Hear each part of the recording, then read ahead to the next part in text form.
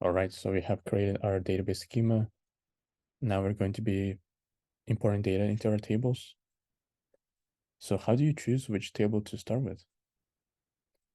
So you might think you should probably start with the main table, but no, because your main table probably has dependencies on other tables. So this table is dependent on 5 other tables: the rating table, type table, director table, country, and company. So if those tables don't exist yet, if these primary keys or foreign keys don't exist yet, then Workbench is not going to understand what this represents. So we want to create these 5 tables first. And it doesn't matter which order you do them, because they are all kind of similar. So let's start with media type. That should be the easiest one. So first, let's go back to our Excel file. This sheet has the data for this table, and we're going to save it as a CSV file. Save as, and save it to your desktop. It's fine. And name it the table name. So I already practiced this before. Media type, and you want to make sure your file format is comma separate values .csv. So choose this one and do not choose the CSV UTF-8, because although it should work, but lately a lot of people have been having problems with the UTF-8 CSV files. Like the Workbench would not let people import CSV files that are encoded in UTF-8. I don't know what the reason is. So we'll just stick with the plain CSV files and save it. Yeah, I'm going to replace it because I already created before. And most likely Excel is going to throw an error. It will say it's not able to save all the sheets at the same time, and that's to be expected. And we actually don't need all the sheets. We just need this one, the one that we are looking at. So if we press OK, it will be fine, because it will only save this current sheet. Let's go to the Workbench. And the way we're going to import data is by using the option Import Wizard. And you can find it by right-clicking the table and clicking on Table Data Import Wizard, and then browse and find your file. So we're doing media type. Make sure it's in a CSV format. Next, we're going to be using an existing table since we already created this schema. So just press next. Let's just double check. It looks like our column names are slightly different, but Workbench was still able to match them correctly. So we should be fine. Type ID matches media type ID. Media type is aligned with media type. So press next. And let's open the logs just in case and press next again. And it says import data file finished. Sometimes it can throw some errors and fail to import some rows. That's why we want to see the logs and see which rows were not imported. But in this case, we're fine. So press next again. It tells us that 2 records have been imported, and that's exactly what we wanted. So finish. Now, if I open this table, we can see our data now. All right, next let's do directors. Save it as, well, make sure it's named properly. So this one is director, and it's in a CSV format. Save it, press OK. Go back to Workbench. Right click director table, click import wizard, browse and find the director CSV file. Press next, press next. Make sure the column names align. Looks like they do. Press next. Show logs just in case. Next. All right, looks like everything got imported correctly. Next. Yeah, we were expecting to see 15 records, and all 15 records were imported. Finish and just check the table. Looks like it worked. To company.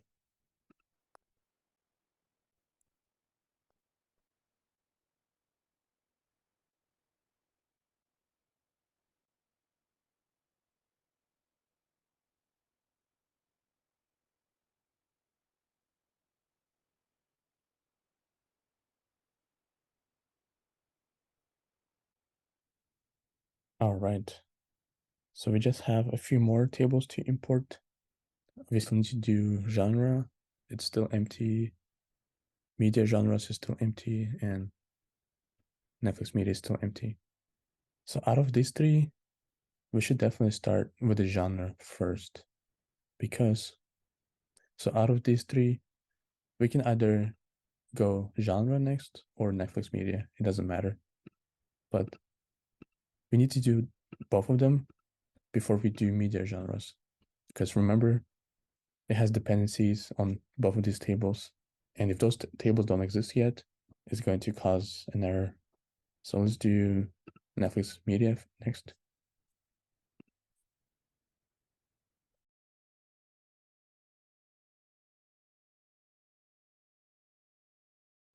Import wizard.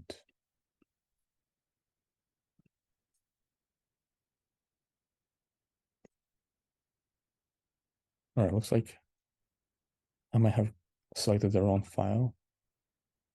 Let me go back and check. No. Oh no. For some reason, it thought I was doing the company table, but I'm actually doing Netflix media. And all of the columns. Oh, I can't see the last column, but I think it's fine. So let's try this. All right. Looks like our release here column failed, and it's because these values, the 2020, Workbench does not recognize them as date times. So let's go back and cancel this and check. Was the data type of release here? We select date time. Maybe we can do something else. Oh, we should have done here instead.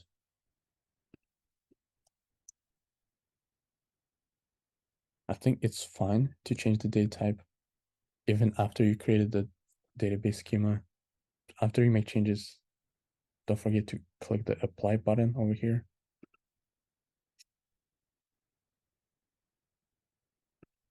Applied. Yeah, it should be fine. Now we'll try the import again. Netflix media. Now, why is it picking company again? I don't know. Right now, it should work. Yes. Let's go.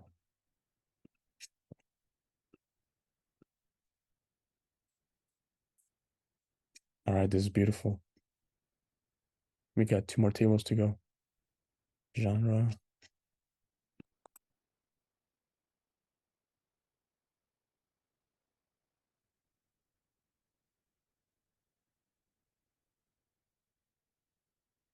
And finally, our linking table. Yeah, linking tables should always go last.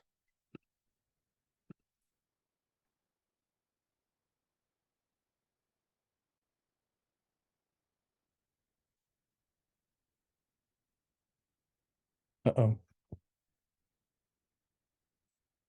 So it looks like we got three errors, and they're the same error. Cannot add or update a child row.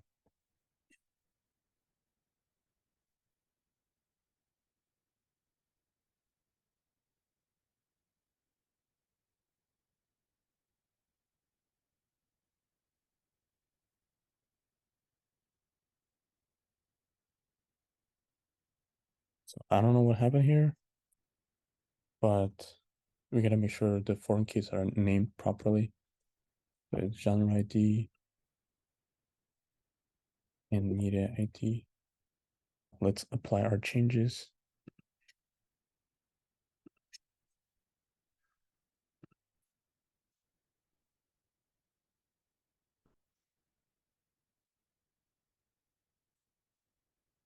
I've got a bunch of duplicate entries. So let's investigate this.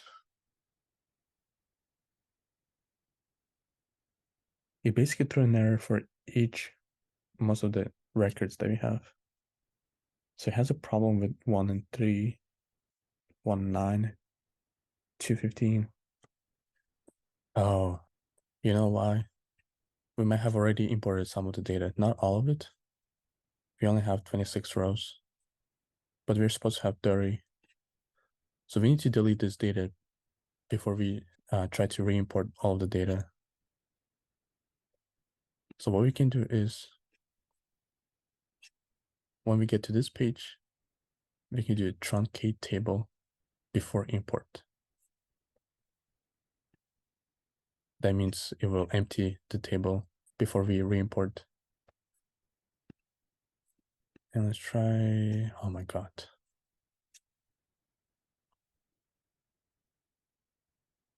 Oh, I see why.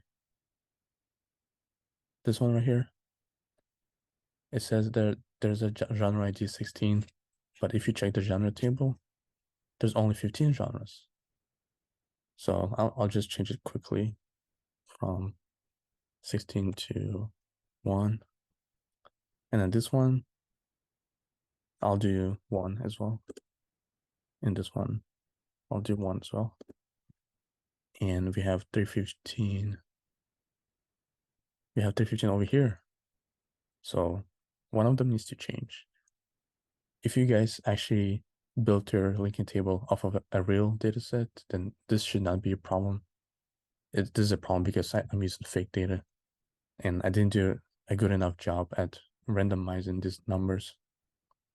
So I will change this to, can I do 415?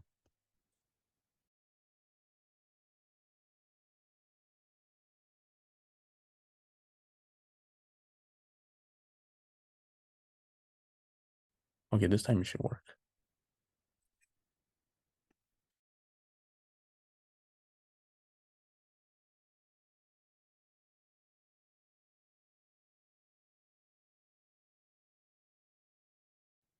All right, no errors, finally.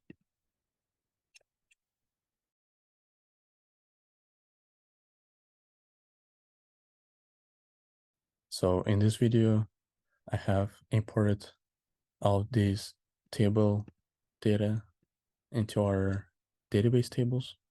And let's just do one final check. Yes, we have imported all the data. Now in the final part, in the final video, I'm going to show you how to create a backup of this database, which you can share with your teammates, with your instructors, and they can use your backup to restore your entire database, like with all the columns, with all the tables, with all the data. So watch the next part.